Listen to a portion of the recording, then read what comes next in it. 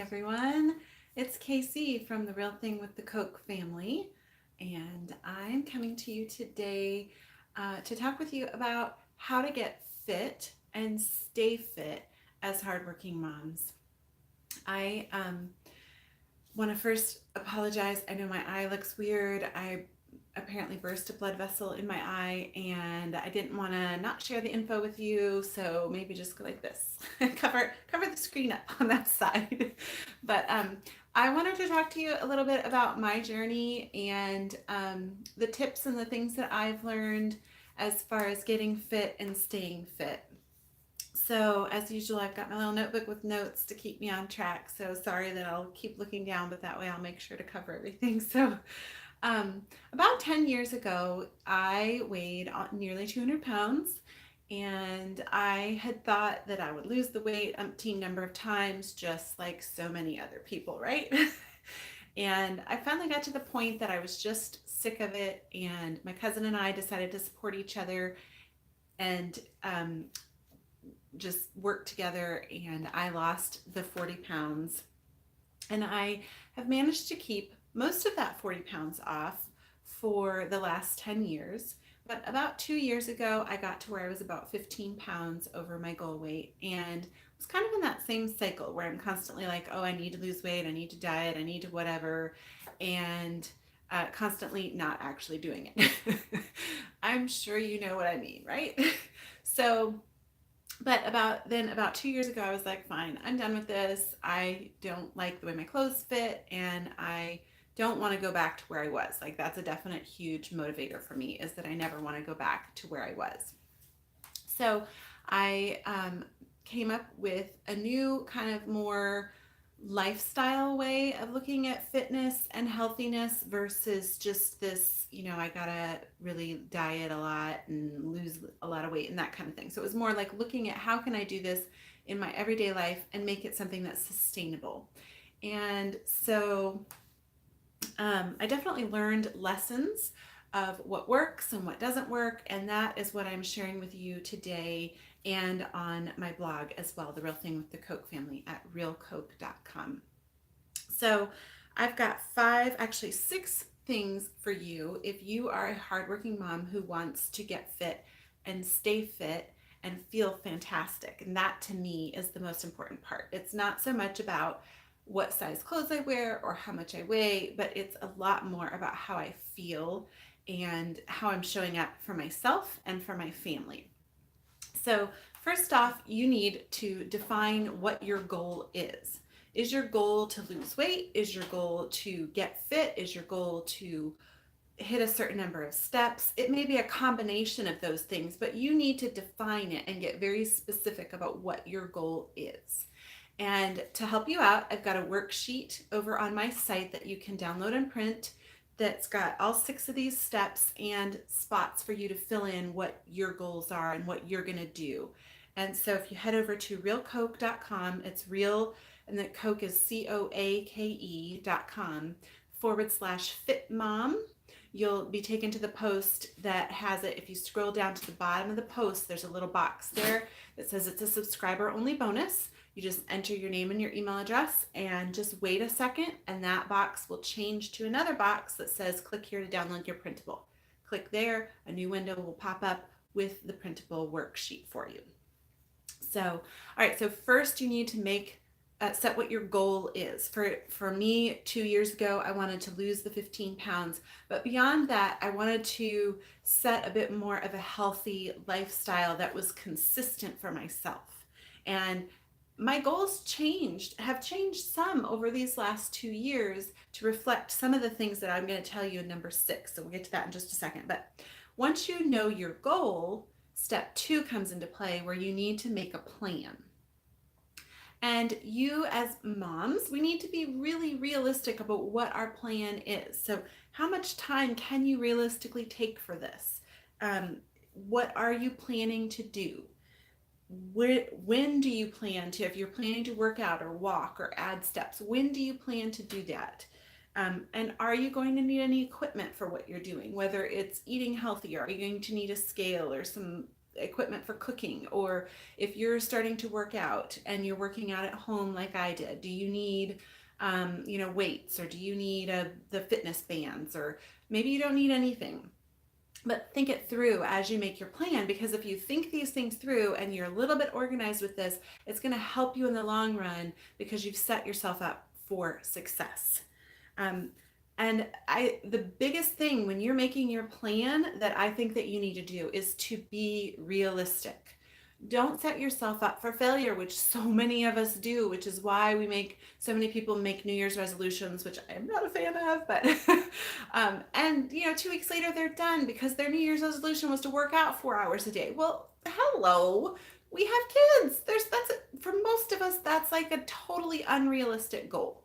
So you've got to set something that's realistic. My own story is that my realistic goal sounds really wimpy and totally off versus what the experts say you should do. I initially set that I was just going to I have my Fitbit Ionic, which I love, and I set that I was going to hit 6,000 steps a day. That's a far cry from the experts' goal of 10,000 steps a day, but I hit it every single day. So I was able to show up for myself and I was able to feel successful. And honestly, it got me moving a little bit more than I already was, which was the goal.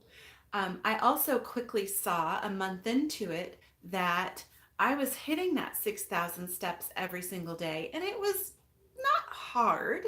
So I pushed it to 7,000 steps a day. And you know what? I hit 7,000 steps a day for an entire year. I think I only missed 4 days because I was feeling sick. 361 days I showed up and I hit 7,000 steps. Now that's not the recommended 10,000 steps. And there are people who are like, ew, that's not right. But you know what I think?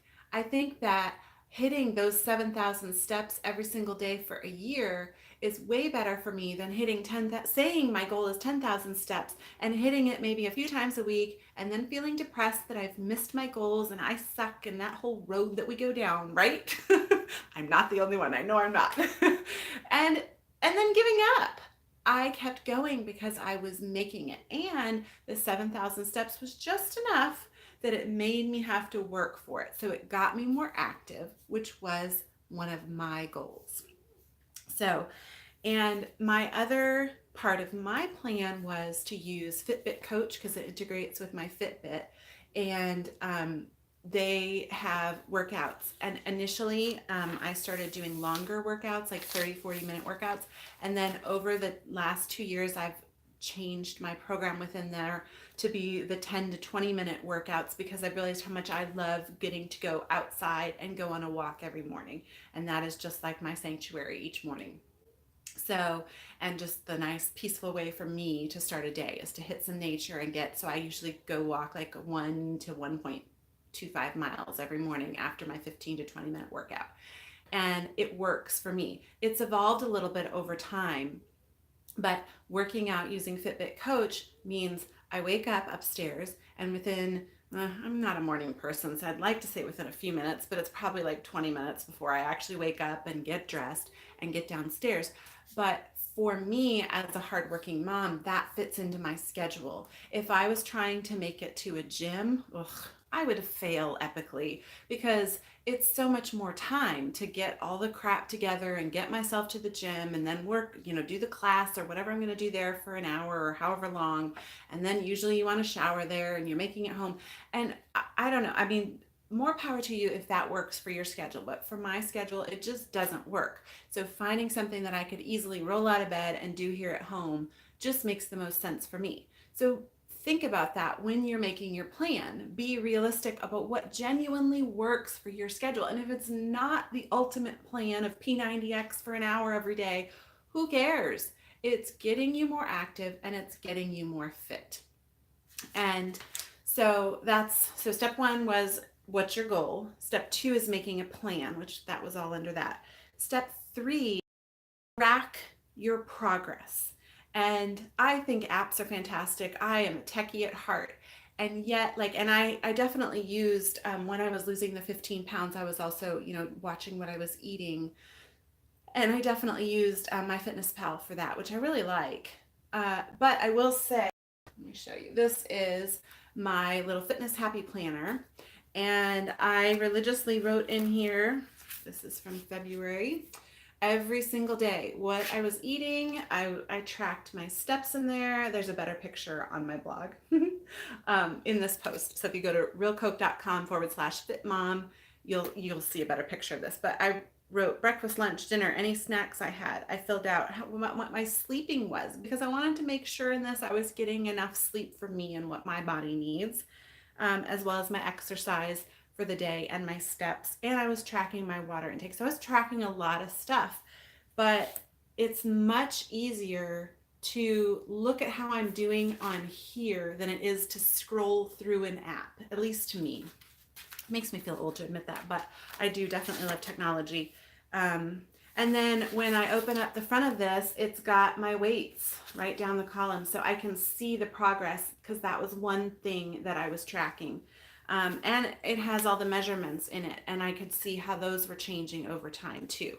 So I just think that if you're going to track, maybe for you an app is right. For me, I like having the hard print evidence. And I also personally found that I was more accurate in writing my food down than I was in putting it in an app. I don't know why, but I was definitely more honest when I wrote it down than I was in the app.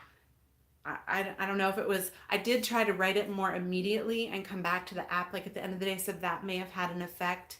But so if you're wanting to do that, make sure you're tracking your food immediately if that's a part of your goal and your plan. Okay, number 4 in this getting organized to get fit is make it easy. And I'm sure you're like, what the heck? It's working out and getting fit. It's not easy. And you're right to a certain degree. However, what I mean by this is do the things that you can to make it easy for yourself. So tonight, I will set out my clothes and my shoes for my workout and my walk tomorrow morning because I am not a morning person. And so if those clothes are out, I don't have to think. I'm not going to think anyway because it's morning, but it's already done for me. I will download my workout on Fitbit Coach tonight. It used to be called FitStar, so I have to overthink that it's now called Fitbit Coach. So I will download that workout tonight because it's so much. I've had that happen where I haven't downloaded it and then it takes, for whatever reason, the internet isn't working or whatever, and it takes 15 minutes and there your workout is now gone. So I download that the night before. Also don't have to think about it. Are we sensing a theme here? Set a consistent alarm. If your body gets used to waking up at a certain time to get up, if you're working out in the morning, obviously this isn't true if you're working out like after work or in the evenings or whatever. But if you're working out first thing in the morning, set a consistent alarm. Get yourself up at the same time every day. Your body will get used to it and it just makes it easier to get up. Trust me, not a morning person, it helps. If you are trying to lose weight as part of it, plan your meals. I'm not kidding. That's a huge tip. And don't stray from the plan as much as, if you're like me, you want to. That was one of my huge successes when I lost the 40 pounds, was planning out my meals and not straying. Even planning out, like if I was going to go out to eat, I would spend a few minutes and look at the website of where I was going to eat out, so that I knew what the best options were for me. So there is some organization and some planning that goes into it that sometimes seems a little like overkill, but in the long run, it makes you successful. And in the long run, like I know the restaurants we go to now, what are the best options for me? So I can continue to make good choices. Okay, huge other part of making it easy is find a friend if you can. You will be way more successful if you have a friend who is also trying to do something in their life as well. It doesn't even have to be fitness, but you guys can talk once a week or text once a week or whatever it is and say, hey, how you doing towards X, Y, or Z? And having that buddy and that bestie and that accountability makes a huge difference in terms of your success. And it's also nice to have somebody else. I mean, we definitely need to learn to pat ourselves on the back, and that's a huge skill, but it's also really nice to hear it from someone else who sees your progress or hears your progress. And then making it easy, another thing that I highly recommend is having some kind of a tracker. You can use your cell phone to track stuff. It doesn't have to be a watch, but there's the Apple Watch. This is the Fitbit watch. I think Samsung just came out with a watch. There's so many options that you can choose. And I like having something here because it just automatically tracks for me. Even when I go on a run or a walk, it'll automatically track that activity for me. I don't have to think about it. I've just made that so easy. And then I just know what I did. So easy works. All right. Yeah, easy works, right? As moms, if we can find something easy, shouldn't we take it? All right. Step 5 is the hardest step and the one I have the least to say about. Step 5 is you gotta do it. That's it. Now you've made your plan. You've decided, let's see, what is it? You've set your goal. You've made your plan. You've decided how you're tracking it. You've made this easy for yourself. Now you just gotta go do it. And there's just no, it's not, this is the hard step. Show up for yourself. Do what you set out to do so that you can be successful and feel great. And as you're going, that leads into step number 6, which is, I feel like probably one of the most important steps, is to notice how you feel and notice how you look as you begin to make these changes. And I think that's the most important step because it gives you the motivation to keep going. And it really does. So for myself, I have definitely noticed that when I get up and I work out, I have so much more energy on those days, and I do not hit that afternoon slump where I'm just like, oh my God, I really seriously have to keep going, right? I mean, I do occasionally hit it, but like last night, I did not sleep that well. From 3 o'clock on, my little restless leg was kicking me and keeping me awake, and I woke up, the alarm went off this morning, and it was so tempting to just be like, I am just gonna sleep. But then what popped through my head is I know if I get up and I do the workout and I go on the walk, I'm going to feel a million times better today. So I got up and here I am. And I look like I'm doing okay, don't I? So the other thing that I have definitely noticed that I did not expect for myself to notice is that as I've been working out, I've noticed that like my shoulders, which you can't see because it's winter, so you'll have to go to my site, realcoke.com/fitmom is the post, and you can see a picture of, I've got really nicely defined shoulders now. I've got some guns in my arms, and like, you guys, this is fun. I never thought that I would like seeing that on my body, but I do. And so now it's a motivation to keep going and to get up and do that workout this morning when I really didn't want to. And even though you can't see it, I'm prepping for summer. No. Okay. So for you, pay attention, notice how do you feel? And, give yourself some time, because the first month to 2 months, you're probably not going to notice a lot of changes, and you're probably going to think this sucks a lot, but give yourself that time. And as you get going, notice, okay, gosh, I've been walking a lot. I've got really defined calves. I like that. That's pretty cool. Or like for me, my shoulders started getting more defined and my arms started getting more defined. And even though I've still got the little chicken flab, it looks so much better. So anyway, and use that as motivation to keep going and to show up for yourself. You show up for your family every day. I can guarantee you've been feeding your kids for however many years now. I've got 17 years of feeding my kid every day, right? So show up for yourself in the same way and nurture yourself in the same way that you do your kids. You absolutely deserve it. All right. And know that ultimately happier moms, which I believe all of this leads to, means you're going to have happier kids and a happier family, because you have more to give to your family by having given to yourself. All right. So like I said, on the site, I've got this little printable for you that is going to give you a spot to write down your goals, your plan, everything that we just talked about. So head on over to realcoke.com/fitmom. It's realcoake.com/fitmom. And down at the bottom of the post, you'll see the box to sign in and get this planning little organization worksheet for you. And that's all I've got. Just if you enjoyed this, please give it a like. It would, or a little tap of the heart or whatever. It would really help me know that you're loving what I'm putting out there. And while you're on my site getting the printable, leave me a comment with what your plan is. And I'd love to hear it. So I can't wait to hear what you guys have planned. And I will see you guys next time.